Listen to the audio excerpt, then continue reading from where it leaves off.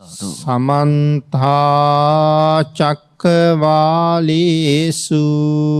අත්‍රා ගච්ඡන්තු දේවතා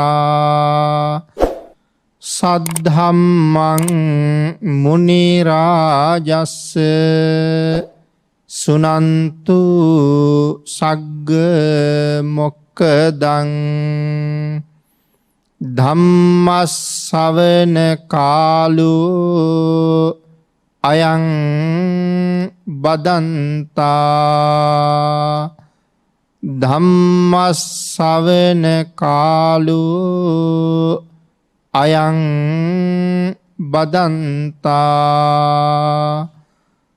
ධම්මස්සවන කාලෝ අයං බදන්තා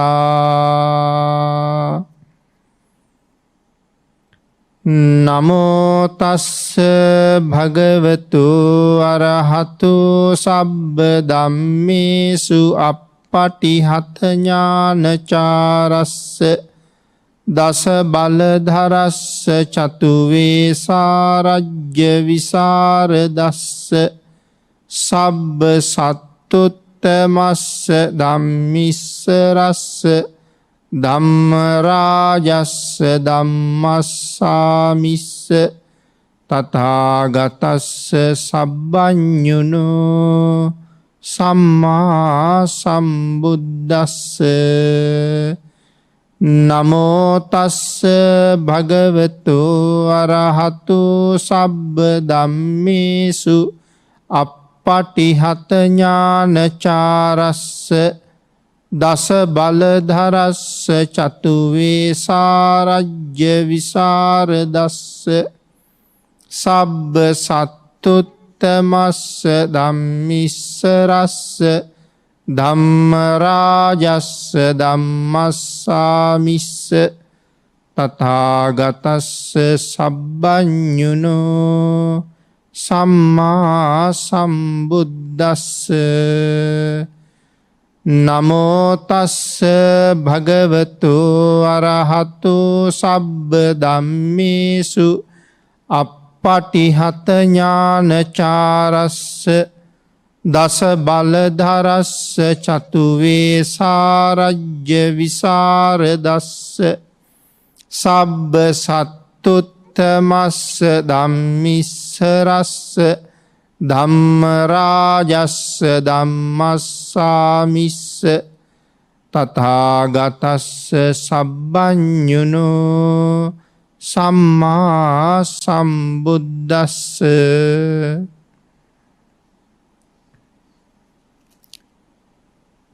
සද්ධර්ම ශ්‍රාවක කාරුණික ගුණගරුක බෞද්ධ පින්නතුනි බොහෝම ශ්‍රද්ධාවෙන් යුක්තව සියලු දෙනාම සූදානම් වෙන්නේ තිලෝගුරු සම්මා සම්බුදුරජාණන් වහන්සේ විසින් අවබෝධ කරගෙන දේශනා කොට වදාළ නෛර්යානික වූ ධර්මරත්නයෙන් ඊටාම පුංචි කොටසක් දේශනා කරවගෙන ධර්ම ගෞරවය පෙරදරි කරගෙන දේශනාගත ධර්මයේ ශ්‍රවණය කරන්නත් එසේ ධර්ම ශ්‍රවණය කිරීමෙන් ලැබෙන අවවාද අනුශාසනා තම තමන්ගේ ජීවිතවලට එකතු කරගෙන වඩාත් නිවැරදි මෙලව ජීවිතයක් ධර්මානුකූලව පෝෂණය කරලා නිවැරදි වුණ මෙලව ජීවිතයක් තුළින් සුගතිගාමී වූ පරලොව ආයති භවයකින් සැනසිලා අවසානයේ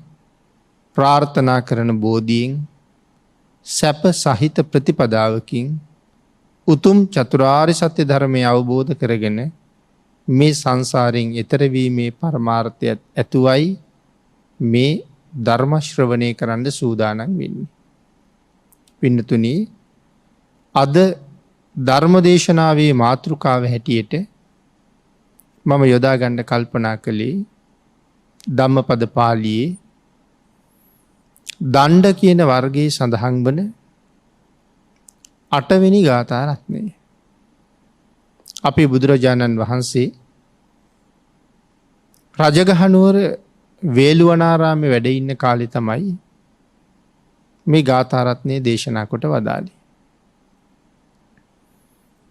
අත පාපානි කම්මානි කරං බාලෝ නබුජ්ජති සේහි කම්මේහි දුම්මේදෝ අග්ගි දණ්ඩෝව තප්පති.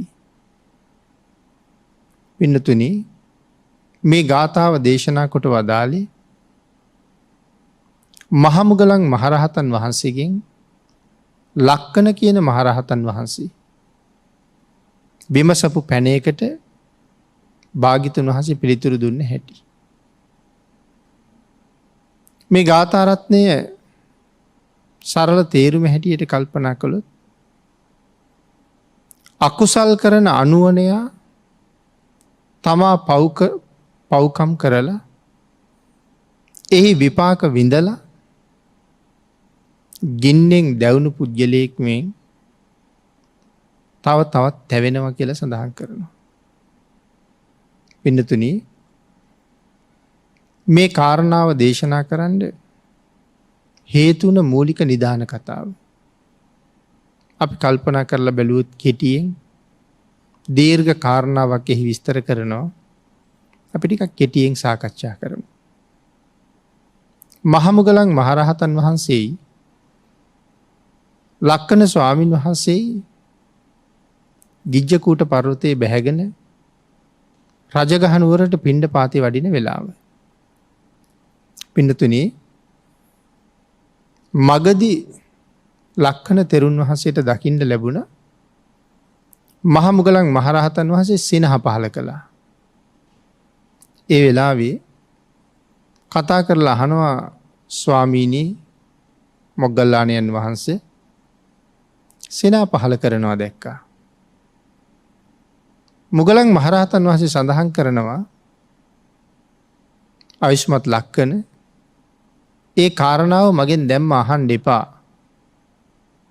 බුදුරජාණන් වහන්සේ ගාවට වැඩියහම එතනදී අහන්න කියලා. ඉතින් ලක්කනයන් වහන්සේත් මේක මතක තියාගත්තා. රජගහනුවරට දෙදෙනා වහන්සේම පිණ්ඩපාතේ වැඩියා. ඊට පස්සේ හවස් වෙලා වේළුවනාරාමයට වැඩම කළා. භාග්‍යතුන් වහන්සේ ළඟට ගිහිල්ලා වන්දනාමාන කරලා ටික වෙලාවක් සතුටු සාමීචියේ කතා කරමින් හිටියා. විශාල පිරිසක් බණ අහන්නත් රැස් වෙලා ඉන්න වෙලාවක්. මේ වෙලාවේ ලක්කන තෙරුන් වහන්සේ අහනවා මහා මොග්ගල්ලාණන් වහන්සේගෙන්, උදේ අහපු ප්‍රශ්නෙට උත්තරේ භාග්‍යතුන් වහන්සේ ළඟදීම සපයන්නම් කියලා දේශනා කළානි ස්වාමීනි. ඒ සිනහ පහල කරපු හේතුව දැනගන්න දැන් කැමතියි කියලා. මහමුගලන් මහරහතන් වහන්සේ සඳහන් කළා, යොදුන් ගානක් උස, යොදුන් ගානක් පළල මහ ප්‍රේතෙක් මන් දැක්කා. ඒ ප්‍රේතයාගේ පතුලෙන් නැගෙන ගිනි දැල් හිස දක්වාම ගමන් කරනවා. හිසෙන් නැගෙන ගිනි දැල් පාදාන්තයේ දක්වාම දවනවා. ශරීරයේ දෙපැත්තෙන් නැගෙන ගිනි දැල් දෙපැත්තෙන් ඇවිල්ලා මැදදී එකතු වෙනවා. මේ විදිහට නොයෙක් ක්‍රමවලින් මේ ප්‍රේතයා පිලිස්සෙනවා ගින්නෙන්. ආන්ගේ ප්‍රේතයා දැකලා තමයි මට සිනහ පහළ වුණේ කියලා කිව්වා. ඒ වෙලාවේ අපේ බුදුරජාණන් වහන්සේත් සඳහන් කළා, මොග්ගල්ලාණය, ඒ ප්‍රේතයා මාත් දැකලා තියෙනවා. හැබැයි මීට කලින් මං ඔය ප්‍රේතයා ගැන කාටවත් කරුණු සඳහන් කරලා නැහැ.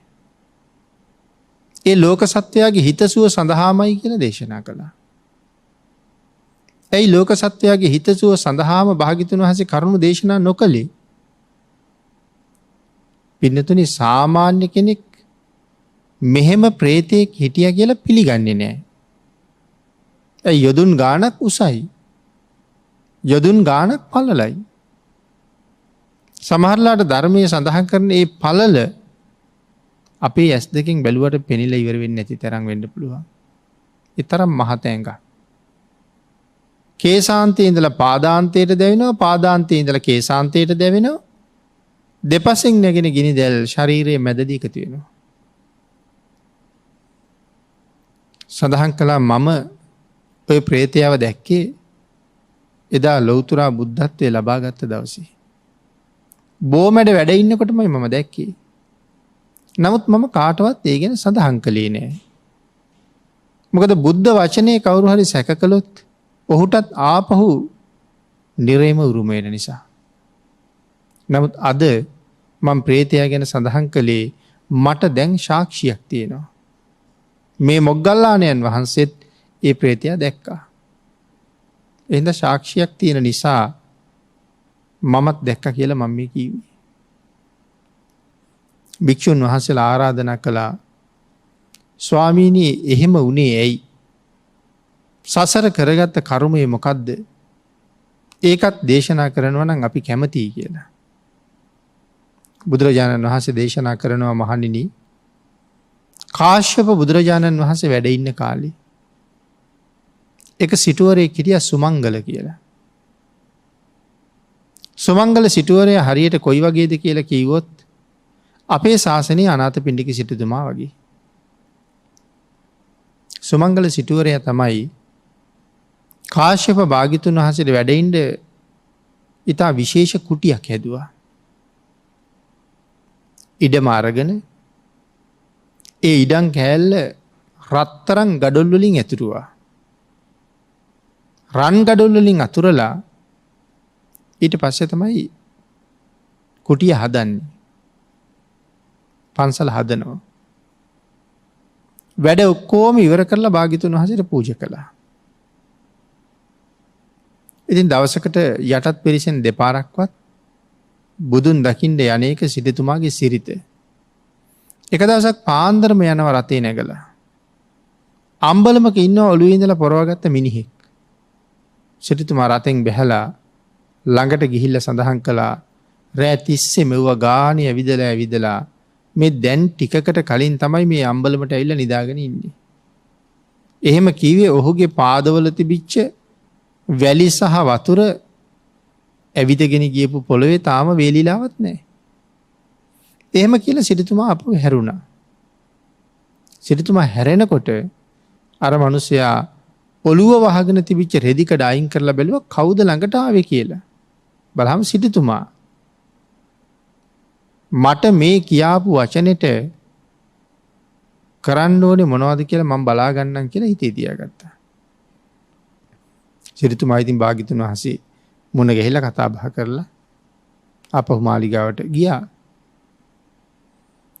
අක්කර 100 ගණන් සිටුතුමාගේ කුඹුරු යායවල් පැහිලා. අර පුද්ගලයා මොකද කළේ? අර කුඹුරු යායටම ගිනි තිබ්බා. බහෝදා ආරංචි වුණා කුඹුරු යායම පිච්චිලා කියලා. හැබැයි සිටුතුමා නෙමේ නිකමටවත් ඒ පැත්තට ගියේ. එතකොට දැන් අර පුද්ගලයා උත්සාහ කළේ සිටුතුමාට රිදවන්නනේ. නමුත් සිටුතුමාට එහෙම රිදුන බවක් පේන්නේ නැහැ. ඊට පස්සේ ඇවිල්ලා සිටුතුමාගේ ගවයන්ගේ කකුල් ටික කැපුවා. මැරුවේ නැහැ. කකුල් කැපුවා.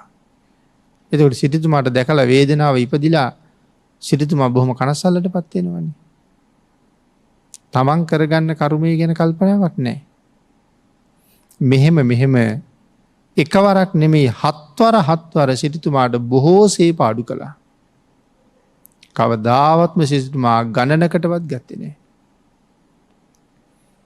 දැන් මේ පුද්ගලයාට ප්‍රශ්නයක් තියෙනවා මං කොහොමද මේ සිටුවරයාට රිදවන්නේ කියලා. ඉතින් දැන් ඒ සඳහා තොරතුරු හොයනවා. එතකොට කෙනෙක් මොහුට කියනවා කාශ්‍යප බුදුරජාණන් වහන්සේගේ පන්සලට ගිනි තිබ්බනම් සිටුතුමාට රිදෙන්න පුළුවන් කියලා. ඒ වෙන මොකවත් කරලා රිදවන්න බෑ. අන්තිමට මේ මෝඩ මිනිසයා ඒකත් කළා.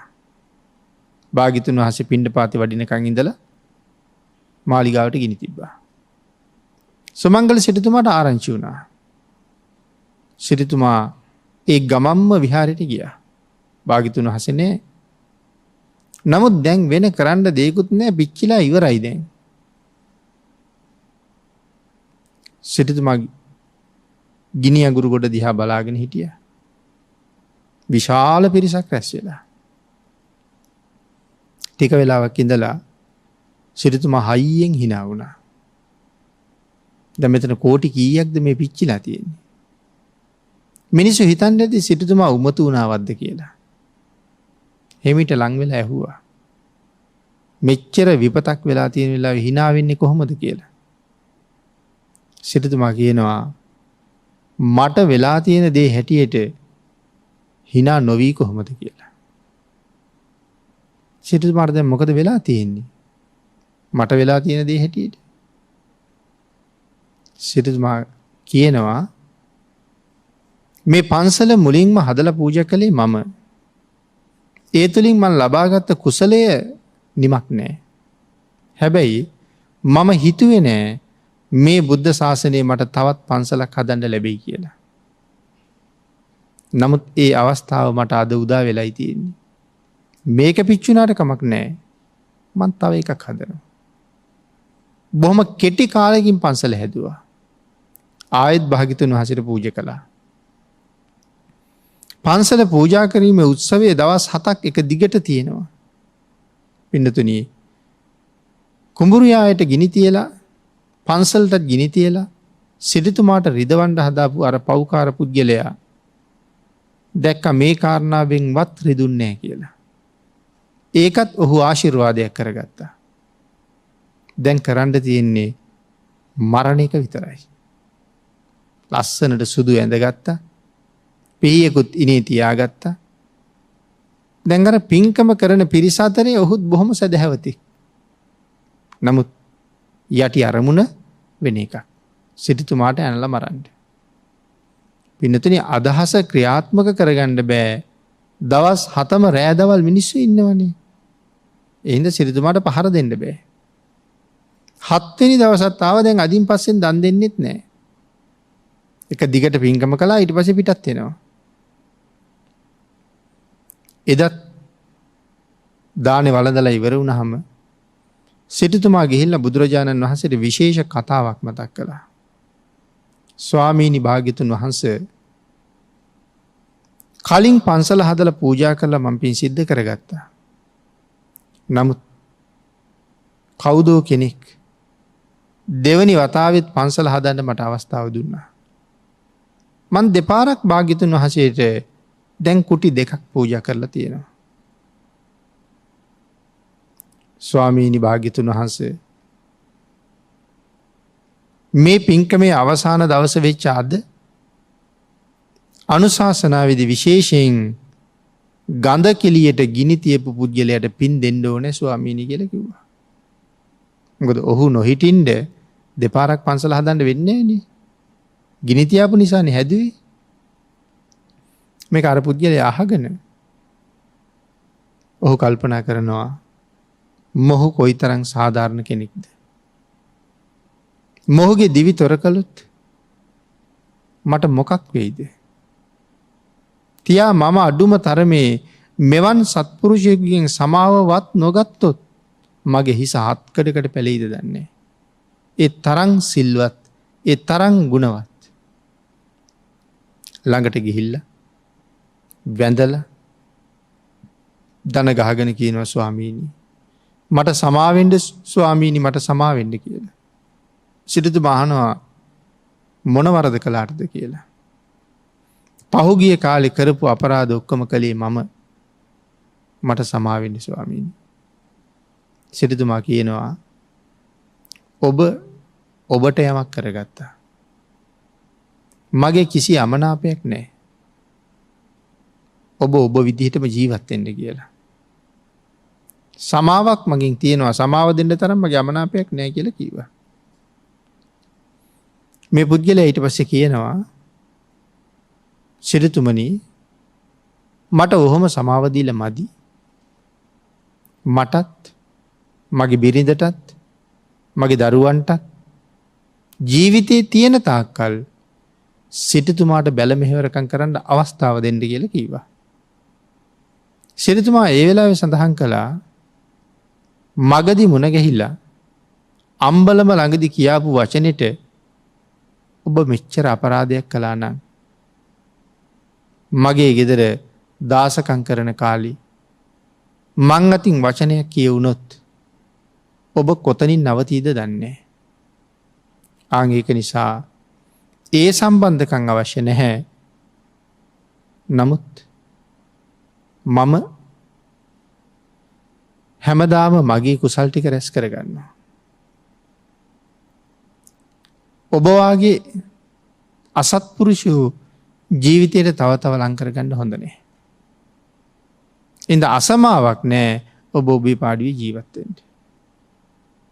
මේ පුද්ගලයා ජීවත් වෙලා මැරිලා ගිහිල්ලා අපායේ ඉපදිලා අති දීර්ඝ කාලයක් නිරාදුක් විඳලා പ്രേත ලෝකෙට ඇවිල්ලා പ്രേතෙක් වෙලා දැන් දුක් විඳිනවා. ඒ പ്രേතය හඳුන්වන නම අජගර කියන නමින් තමයි හැඳින්වෙන්නේ. අජගර പ്രേතයා.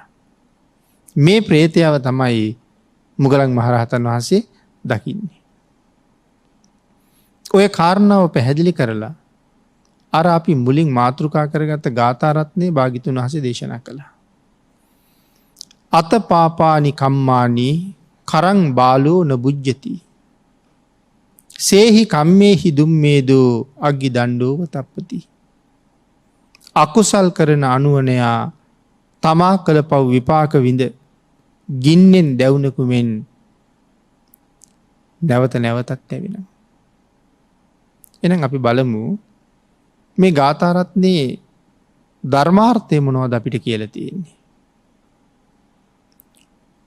අත පාපානි කම්මානි කරං බාලෝ නබුජ්ජති. පින්නතුනි නබුජ්ජති පව්කම් විපාකය සඳහන් කරනවා නොදැනීම කුරිරු කම්හි නියලුණු අය. පව්කම් වල විපාකය දන්නේ නැතුව අකුසලෙහි ඇලුණු අය අනිටු විපාකය කවදාවත් දකින්නේ නැහැ. අනුවනකම බලවත් නිසා එහි අකුසල කර්මයේ විපාකය හිතන්නේ නැහැ කවදාවත්. ඒක පින්නතුනි එදා වගේම තමයි අදත්. අකුසල් කරන්න යෙදුනහම යම් කෙනෙක් ඒ මිනිසුන්ට කවදාවත් මේකෙන් මෙච්චර විපාකයක් මං විඳින්න ඕනේ කියලා හිතන්නේ නැහැ. මහා අකුසල් වලට යන්න කල්පනා කරන්න යන්න අවශ්‍ය නැහැ පින්නතුනි. එදිනෙදා ජීවිතයේ අපේ කටයුතු ටික ගැන කල්පනා කළා නම් ඒක අපටම හොඳටම වැටහෙනවා. අපේ බුදුරජාණන් වහන්සේ අපිට දේශනා කළේ ප්‍රාණඝාතයක් කළොත් නිරේ උපදින්න වෙනවා කියන එක.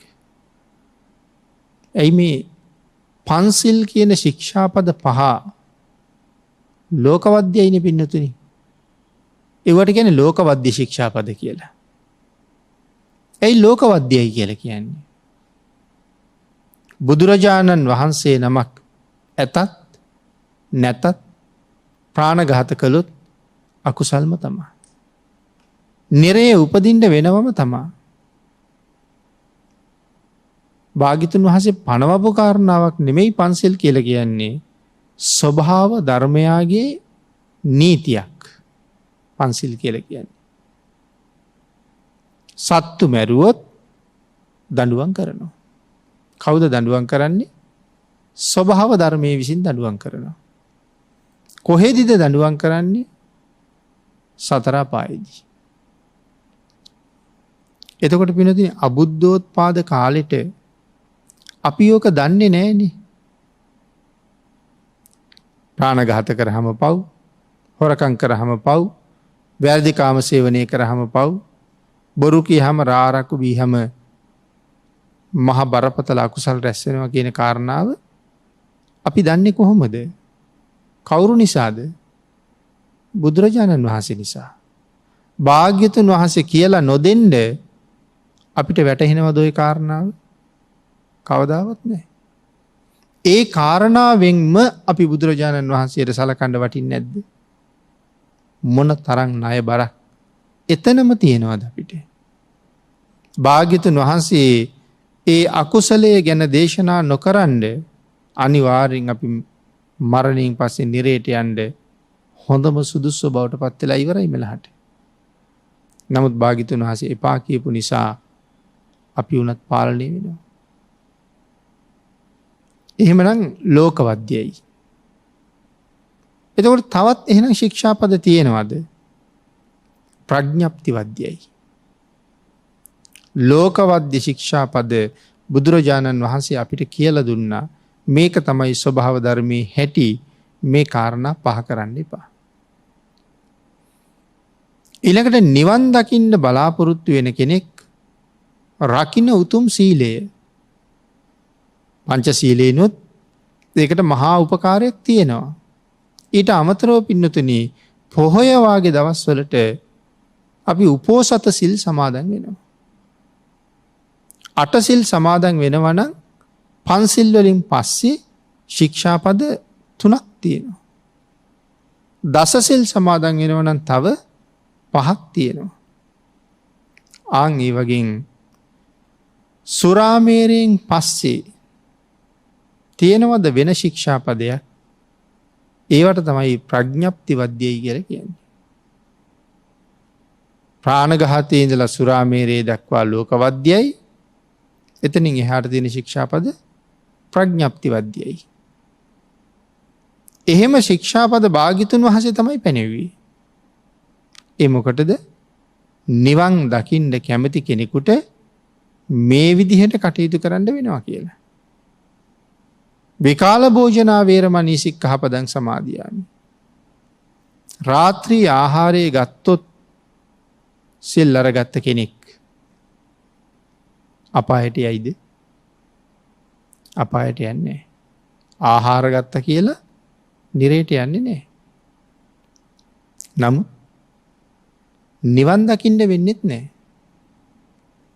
ඒ නිවන් දකින්න අවශ්‍ය නිසානේ මේ කරුණ භාග්‍යතුන් වහන්සේ වෙනම පෙන්වුවේ. නිවන් දකින්න නම් මොකද වෙන්න ඕනේ? කරගන්න ඕනේ. අපේ තියෙන ඇලීම, බැඳීම, එහෙම නැත්නම් තෘෂ්ණාව මේ ධර්මතාවයෙන් ටික ටික අයින් කරන්න ඕනේ නේද? සසරට තියෙන බැඳීම අයින් කරගන්න ඕනේ. නිදහස් වෙන්න තමයි නිවන ගාවට යන්න පහසු. එහෙමනම් ආහාර රාත්‍රියට අවශ්‍යයි කියලා හිතන්නේ සිල් ගත්ත කෙනෙක්. දැන් තියෙන්නේ කය පිළිබඳව තණ්හාවක් නෙමේද? මේ තියෙන්නේ කය පිළිබඳව තණ්හාවක්. රැයට කෑම අවශ්‍යයි. නමුත් එක දවසකට හරි ඒ තණ්හාව මැඩලන්න පුළුවන් නම් ඔහු අන් අයට වඩා උසස් නැද්ද? නටන්න, ගයන්න, වයන්න අපිට තියෙන තණ්හාවක්. රූප වාහිනිය බලන්න, චිත්‍රපටිය බලන්න අපිට තියෙන තණ්හාවක්. ආන් ඒ තණ්හාව අයින් කරන්න පුළුවන් නම් අපි තව ටිකක් කෙලෙස් වලින් ගැලවිලා නිවන පැත්තට තල්ලු වුණා වෙනවා. ඒ ඇලීම අත්හැරගත්තා. ඊළඟට පින්නතුනි මේ හැම ශික්ෂාපදයක්ම එහෙමයි. නිවන් දැකීම උදෙසා යන ගමන සම්පූර්ණ කරගන්න ශ්‍රාවකයෝ විසින් කළ යුතු දේ තමයි මේ පැහැදිලි කරලා දීලා තියෙන්නේ. ප්‍රඥප්ති වද්‍ය වලින්. ඉතින් පන්සිල් වලට අමතරව දසසිල් සමාදන් වෙන කෙනෙකුට සිල්පද 5ක්ම තියෙනවා තව. ඒ පහම ප්‍රඥප්ති වද්‍යයි. නමුත් පින්නතුනි සාමාන්‍යයෙන් කෙනෙක් මහා සත්තු මැරුවේ නැති වුණාට මදුරුව කූඹියෝ හරි මරණවනේ. එතකොට ප්‍රාණඝාත කරන අය උපදින නිරේ සංජීවය අනිත් නිරේවල් වලටත් නොයනවා නෙමෙයි වෙන්නේ. නමුත් ධර්මයේ විශේෂයෙන් සඳහන් කරලා තියෙනවා ප්‍රාණඝාත කරන අය සංජීව නිරේ දුක් විඳිනවා කියලා. සංජීව කියලා කියන්නේ මැරුණට අය උපදිනවා. ආයේ පණ එනවා සංජීව කියලා කිව්ව එකයි. අති දීර්ඝ කාලයක් ආයුෂ තියෙනවා එහි. නිරාගිනි දැල් මැද්දේ යම පල්ලන්ගේ කැති පොළු පහරවල් වලට ලක් වෙවි. ශරීරයේ එහා පැත්තෙන් පසාරු කරගෙන යන හෙල්ලවල් වලට ලක් වෙවි. නිමක් නැති දුක්ඛන්දරා විඳ විඳ මේ නිරයේ ගත කළ යුතු කාලය පැහැදිලි කරනකොට සඳහන් කරනවා චාතුම් මහා රාජික දිව්‍ය ලෝකේ දෙවියෙකුට එක අවුරුද්දක් වෙන්න අපේ අවුරුදු 50ක් ඕනේ. නැපිනතුනේ එක දවසක් වෙන්න අපේ අවුරුදු 50ක් ඕනේ. ඒ දෙවියන්ට එක දවසකට අපේ අවුරුදු 50යි. එවන් දවස් 360ක් විතර ගියහම අවුරුද්දයි. යටත් පිරිසෙන් එක අවුරුද්දකට අපේ අවුරුදු 18000ක් විතර ඕනේ. එක අවුරුද්දකට අපේ අවුරුදු 18000ක් විතර ඕන වෙනවා. එවන් අවුරුදු ලක්ෂ 90ක් ඒ කියන්නේ මනුස්ස වර්ෂයෙන් අවුරුදු ලක්ෂ 90ක් චාතුම් මහා රාජික දෙවියන්ට අවශ්‍ය තියෙනවා. අපේ අවුරුදු වලින් අවුරුදු ලක්ෂ 90ක්. එතකොට දෙවියන්ගේ ආයුෂය කොච්චරද? දිව්‍යමය ආයුෂය අවුරුදු 500යි. එතකොට දැන් ඒ 500 හැදෙන හැටි මතකද? එක දවසකට අපේ අවුරුදු 50යි. එවන් දවස් 360ක් අවුරුද්දයි. ඒ අවුරුද්ද ඇතුලේ අපේ අවුරුදු තියෙනවා 18000. එවන් අවුරුදු 500ක් දෙවියන්ට අවශ්‍යයි. එතකොට ඒ ගාන අපේ අවුරුදු වලින් අවුරුදු ලක්ෂ 90යි. මෙන්න මේ ලක්ෂ 90 සංජීවයට නම් එක දවසයි. ඒකයි භයානක. සංජීවයේ නිරිසත්තුන්ගේ ආයුෂත් අවුරුදු 500යි. ලක්ෂ 90ක් එක දවසයි. ලක්ෂ 90 360ක් අවුරුද්දයි. එවන් අවුරුදු වලින් 500ක් ආයුෂයි. මම අහන්න හැදුවේ මදුරුවෙක් මරලා මේ තරම් දුකක් තියෙන නිරේකට යන්න වටිනවද? මෙතන සඳහන් කරනවා අනුවණයා පව්කම් කරනකොට ඒකේ අනිතු විපාකය නොදක්නේමය. පව් කරගෙන යනවා එක දිගට විපාකය දකින්නේ. අතිශයින්ම භයානකයි. අතිශයින්ම බරපතල විපාකය. අනුවණකම් බලවත් නිසා විපාක හිතලා තේරුම් ගන්න උත්සාහ කරන්නෙත් නැහැ. කෙනෙක් විපාක ගැන කියලා දෙන්න ගියත් ඔහුට සමච්චල් කරලා ඔහු ආපහු තමන්ගේ වැඩේටම යනවා. ඒ බලවත් අනුවණකමක් තියෙන නිසා. දුම්මේද කියලා කියන්නේ නුවණ නැති කෙනාට. සුමේද කියලා කියන්නේ නුවණ තියෙන කෙනාට. දුම්මේද කියලා කියන්නේ නුවණ නැති කෙනාට.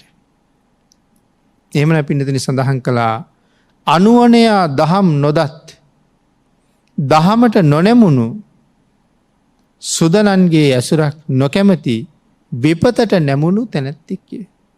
අඥාන පුජ්‍යලයා දහම දන්නේ නැහැ.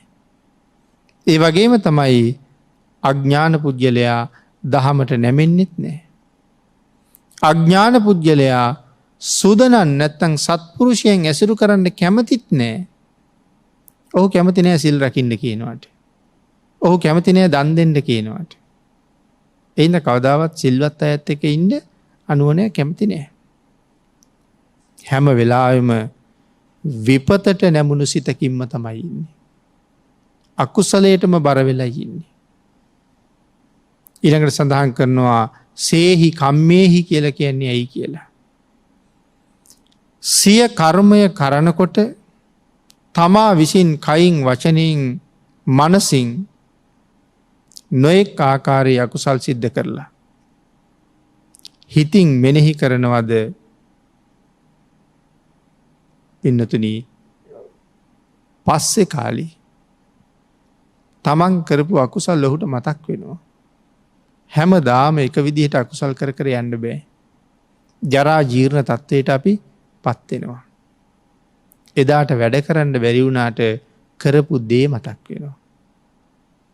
එදාට දන්නවා වැරදිී කියලා.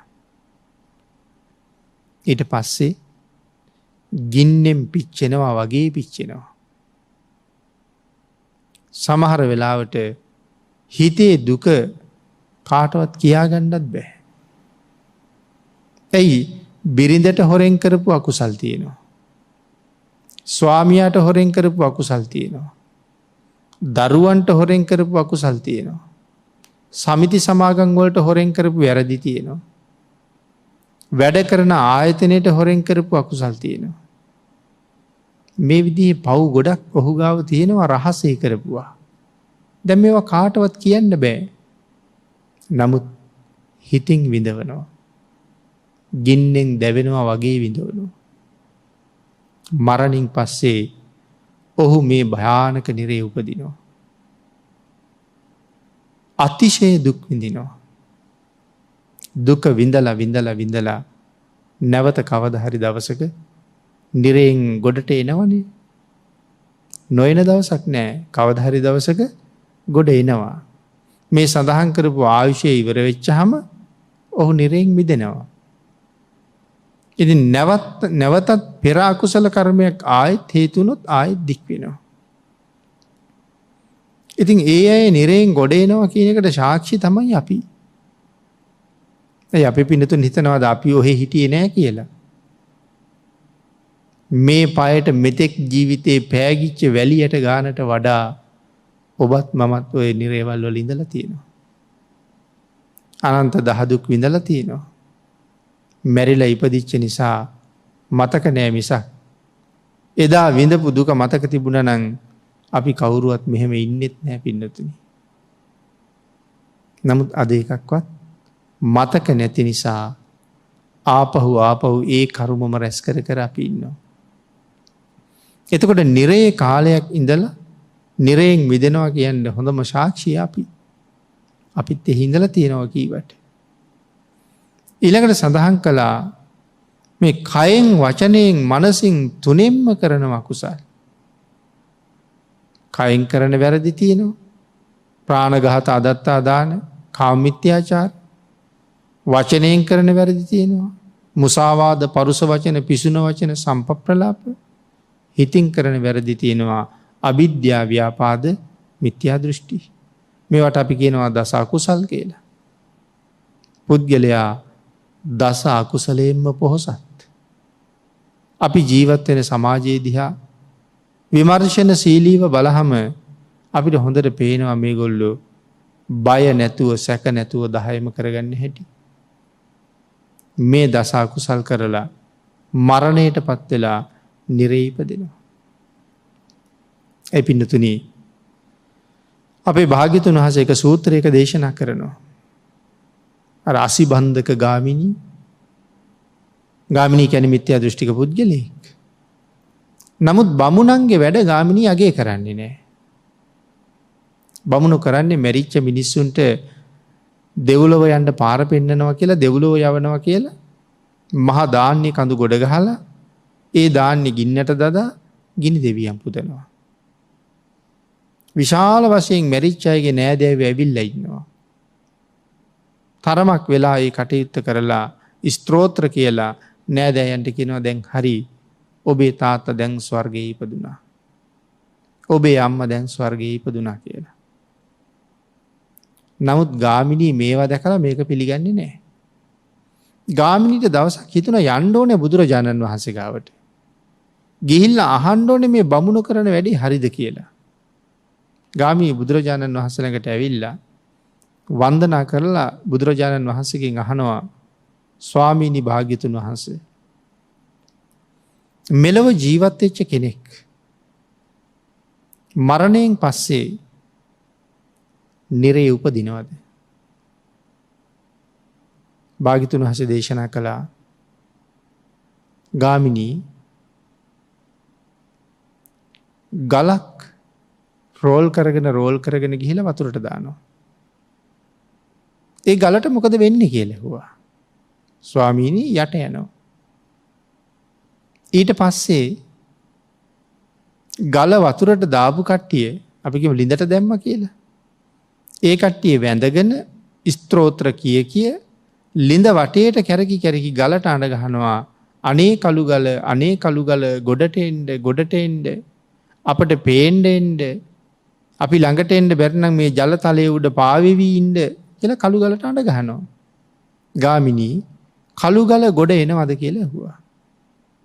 නෑ ස්වාමීනි. කළුගල ස්වාමීනී යටට ඇදෙන ස්වභාවයෙන් යුක්තයි.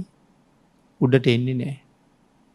භාග්‍යතුන් වහන්සේ දේශනා කරනවා ගාමිණී මෙලව ජීවත් වෙන කාලේ දස අකුසල් කර කර ජීවත් වෙච්ච අය මැරිලා නිරේ උපදිනවා. ගාමිණී මෙහාට වෙලා ඉඳගෙන ගිනි දෙවියෝ පුද පුද ඒගොල්ලෝ ස්වර්ගයට යවන්න පුළුවන් කෙනෙක් නෑ කියලා. අපේ භාග්‍යතුන් වහන්සේ ගාමිණීට තවත් උදාහරණයක් සඳහන් කරනවා. ගාමිණී පිරිසක් ගිහිල්ලා පිරිසිදු වතුරට තෙල් එකක් හලනවා. තෙල් එකක් හලලා වැඳගෙන ඒ පොකුණ වටේට ස්තෝත්‍ර කියා යනවා. වටිනා තෙල් තමයි දානවා කියන තල තෙල් ගිතෙල් වාගේ තෙල්. අනේ තල තෙල් අනේ ගිතෙල් යට යන්න යට යන්න යට යන්න කියලා වැඳගෙන කියනවා. ගාමිණී තෙල් යට යනවද කියලා ඇහුවා. නෑ ස්වාමීනි. එහෙම කිව්වා කියලා තෙල් යට යන්නේ නෑ. ගාමිණී දස අකුසලයෙන් වැළකීලා කුසල ධර්මයන් සමාදන් වෙලා යම් කෙනෙක් මේ ලෝකේ ජීවත් වුණා නම් ඔහු නිරයට යවන්න මේ ලෝකේ තව කාටවත් පුළුවන්කමකුත් නැහැ. දස අකුසල් කරපු කට්ටිය ගොඩ ගන්නත් බෑ. දස කුසල් කරපු කට්ටිය නිරයට යවන්නත් බෑ. එහෙනම් අපි ඒකයි සඳහන් කළේ මදුරුවෙක් මරලා එහෙ යන්න වටිනවද? හොරකමක් කරලා එහෙ යන්න වටිනවද? වැරදි කාම සේවනයක් කරලා ඒ වෙනුවෙන් තියෙන දුක්ඛන්දරාව ධර්මයේ තුලින් හොයලා බලහම නැවතත් එහෙම කරන්න හිතෙනවද කියලා හිතෙනවා. ඒ කාරණාව දන්නවනේ. නිරේවල් වල උපදින්න ඕනේ. අනන්ත දහ දුක් විඳිනවා. කටු ඉඹුල් නිරේ අනිවාර්යෙන් දුක් විඳින්න වෙනවා. අඟල් 16ක් විතර දිගයි කියලා කියන එක කට්ටක්. ගව් ගානක් උසයි ඉඹුල් ගහක්. ඉඹුල් වනයක් තියෙන්නේ ධර්මයේ හැටියට. පල්ලෙහා ඉන්න කෙනෙක් උඩට නගිනවා. නැග්ගේ නැත්තම් ගහනවා. ඒ නගිනකොට අර අඟල් 16ක් දිග කටු කෙරවලෙන් නැමිලා තියෙන්නේ. කෙරවලෙන් පල්ලෙහාට නැමිලා. එතකොට ඉස්මුදුනේ ඉඳලා ඇමිනිච්චාම මෙහෙන් ගහන නිසා නගින්න ඕනේ. ඉතින් ඉස්මුදුනේ ඇමිනිලා ඒක කඩාගෙන බහිනවා නහය දිහාට. හැබැයි කර්මය නිසා ඉස්මුදුන සනීපයි. හැබැයි මේක නාහය දිහාට එනකොට උඩින් කටුවක් ඉස්මුදුනට හේතු වෙලයි තියෙන්නේ. නහය දිහාට කඩාගෙන ආපු කටුව කටගාවට වගේ එනකොට උඩ කටුව ඉස්මුදුනේ සෑහෙන ප්‍රමාණයක් කඩාගෙන ආයෙ බහැලා. ඉතින් එතකොට ඉස්මුදුනේ නෙමෙයිනේ කටුව යන්නේ. මේ කකුල් දෙකෙත් එහෙම්මම ඇනුණා. බඩෙත් එහෙම්මම ඇනුණා. පපුවෙත් එහෙම්මම ඇනුණා. මස් ඉරි ඉරි එල්ලෙනවා. යමපල්ලු පහර දෙනවා. මොහු ගහට නගිනවා. මැරෙන්නේ නැහැ. කර්මය විඳින්න ඕනේ. තව කෙනෙක් උඩ ඉඳලා බහිනවා. එතකොට ඉඳගත්තාම කටු උඩ බහිනකොට මොකද්ද වෙන්නේ කියලා අපිට තේරෙන්න ඕනේ. කී කාලයක් මේ දුක විඳින්න වෙයිද? විනාඩි 15ක 20ක සුවයක් හොයන්න ගිහිල්ලා අවුරුදු කෝටි කීයක් විඳිනවද? මනුස්ස ලෝකේ ඉපදුනහම ධර්මයේ පැහැදිලි කරනවා තව කොහොම දුක් විඳද කියලා. තිරිසන් ලෝකවල ඉපදිලා කොච්චර දුක් විඳද කියලා. අණ්ඩච්ඡේදනය කරනවා. ලිංගේන්ද්‍රයන් කුණු වෙනවා. පණුව හැදෙනවා. විවිධාකාර ප්‍රශ්න වලට මුහුණ පානවා. නමුත් ධර්මයෙන් අදත් මේ තරම් පැහැදිලි කරලා තිබ්බට අනුවණයට ඒ ගැන කල්පනාවක් එනවද? කල්පනාවක් නැහැ. අකුසලය කරලා නිරේ ගිහිල්ලා අනන්ත දුක් විඳිනවා. නිරා දුකෙන් පස්සේ නැවත ඉපදුනහම අවශේෂ කර්මය ප්‍රේත ලෝකවල, තිරිසන් ලෝකවල නිමක් නැති දුක් විඳ විඳ ආයෙත් ගෙවනවා. එනම් සඳහන් කළා අනුවනයාට කර්ම විපාකයේ පේන්නේ නුවණ මද නිසා. සිටුවරයට රිදවන්න කියලා හිතලා අර පුද්ගලයාට තේරුණේ නෑ මේ සත්තු දහස් ගානගේ කකුල් කපලා මම මොන අපරාධයක්ද මේ කරන්නේ කියලා. භාග්‍යතුන් වහන්සේගේ කුටියට ගිනි තියලා මේ සංසාරයෙන් මම කවදද ඈතර වෙන්නේ කියලා. පව්කාරකම වැඩි නිසා අකුසලයේ යටපත් අකුසලයේ බව වැටහෙන්නේ නැතුව කරන්නෙම අකුසල. ඒකයි මේ ගාථා රත්නෙන් භාග්‍යතුන් වහන්සේ දේශනා කළේ. මහණෙනි අකුසලයට බය වෙන්න. අකුසලයෙන් ඈත් වෙන්න. යම් කෙනෙක් නිවන් දකින්නතුරු අනාගතේ කැමතිනම් සැප විඳින්න මොනවද කරන්න කිව්වේ? පින් කරන්න කිව්වා. මා පුණ්‍ය භායි සූත්‍රයේ සඳහන් කළේ මහණෙනි පින කියලා කියන්නේ සැපයට නමක්. පින් කරනවා කියලා කියන්නේ සැප හම්බ කරනවා කියන එකයි. පව් කරනවා කියලා කියන්නේ දුකට නමක්. පව් කරනවා කියලා කියන්නේ අනාගතේ නිමක් නැති දුක්ඛන්දරාවකට උරුමකම් කියනවා කියන එකයි. ඒක නිසා සැප කැමති හැම කෙනෙක්ම පින් කරන්න කියලා දේශනා කළා. මහණෙනි පිනට බය නොවව්. පින් රැස් කරගනිව් කියලා දේශනා කරන්නේ. එහෙමනම් අපි හැම වෙලාවෙම පින්නතුනි උත්සාහ කළ යුත්තේ ඉඩක් ලද හැම මොහොතකම පිනක් කරගන්න. මොකද අනාගතේ හොඳට ජීවත් වෙන්න. මේ ජීවිතේ නෙමෙයි වෙන්න පුළුවන්. මේ කරන පින්කම් මේ ජීවිතේටත් යම් ප්‍රමාණයක් විපාක දෙනවා. 10%ක් විතර. අනිත් සියල්ලම මරණයෙන් පස්සේ අනිවාර්යෙන් විපාක දෙනවා. එහෙනම් අද ඔබ මේ ගෙවන ජීවිත අනුන්ට අතපාන්නේ ආහාර පාන වස්ත්‍රාභරණ වල හිගයක් නැහැ. ධනට පිනට දෙන්න ධන දාන්නේ වල අඩුවක් නැහැ. ඇයි අපිට මේවා එහෙම ලැබිලා තියෙන්නේ? ගෙවල් දොරවල් යාන වාහන. ඒ තමයි ඔබ පෙර කරපු පින. හැබැයි මේ දැන් කරන්නේ පෙර පින තමයි මේ භුක්ති විඳගෙන යන්නේ. ඒ කියන්නේ පෙර හම්බ කරපු ටික දැන් භුක්ති විඳිනවා. ඊළඟ නවාතනයේදී භුක්ති විඳින්න නම් මේක භුක්ති විඳින ගමන් අලුතෙන් හම්බ කරන්න ඕනේ. මේට වඩා සැප කැමති නම් අරට වඩා කුසල් රැස් කරන්න වෙහෙසෙන්න ඕනේ. මනුස්ස ජීවිතයක් හරි ශ්‍රේෂ්ඨයි. බුද්ධාන්තරයක ලැබිච්ච එක ඒ ජීවිතයේ අතිශයින්ම ශ්‍රේෂ්ඨත්වයට පත් කළා. එවන් උතුම් අවස්ථාවක් ලැබිලා මනුස්ස ජීවිතයේ බුද්ධාන්තරයේ නිර්මල ධර්ම රත්නය ලෝකේ පරම දුර්ලභයි මේ දේවල්. ඒ දුර්ලභ දේවල් මුණ ගැහිලා තියෙන වෙලාවෙත් තවත් නිකරුණේ කාලේ නාස්ති කරනවා කියලා කියන්නේ ඒකත් මහා වාසනාවන්තකමක්.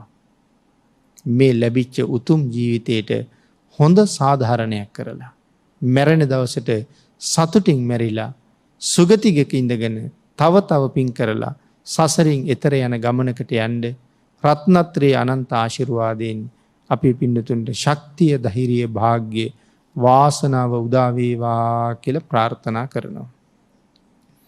පින්නතුනි අද මේ උතුම් ධර්ම දේශනාවේ දායකත්වයේ දරනු ලබන්නේ මෙම අප්‍රේල් මාස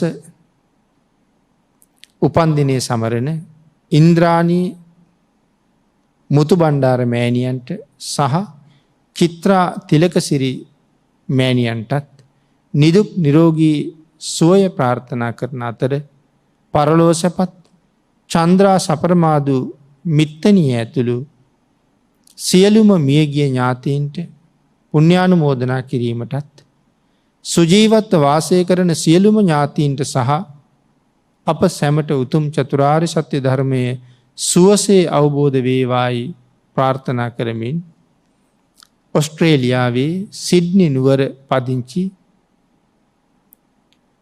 නිලින්දු මුතුබණ්ඩාර දියණිය පුන්සර සේනානායක පුතණුවන් විසින් දේශනාවේ දායකත්වය දරන ලද බව සිහිපත් කරනවා. නිලින්දු මුතුබණ්ඩාර පුතණුවන් සහ දියණිය සහ පින්සර සේනානායක පුතණුවන් විසින් ආශිර්වාද කළ මව්පියන්ට රත්නත්‍රී ආශිර්වාදය ලැබේවා. පින් අනුමෝදන් කළ සියලු දෙනාටම මේ රැස් කරගත් උතුම් කුසල් අනුමෝදන් වේවා. ආශිර්වාද කළ අනික් සියලුම දෙනාටමත් තුනුරුවන්ගේ ආශිර්වාදය නොඅඩුව ලැබේවා.